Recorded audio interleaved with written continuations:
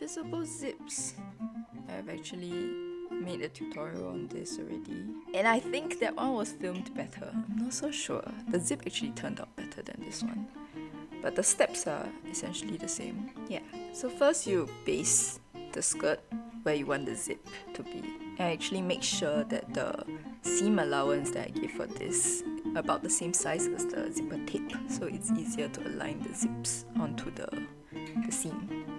So now you clip the zip on and then you baste it down because you don't want the zip to move.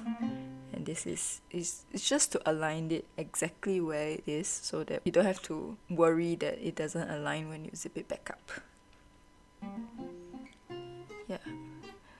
So now you can free the side seams, see how the zip works and if you like it or not before you sew it down permanently. What you have to take note when you sew the zip down is that they roll it in so that it can be invisible. So you have to roll it out so they can sew as close to it as possible, and that's how you make it invisible. And just do a very strong back stitch. Now you can remove the basting and you're done. So what you do if you have a lining fabric is that you can cover up the zipper tape.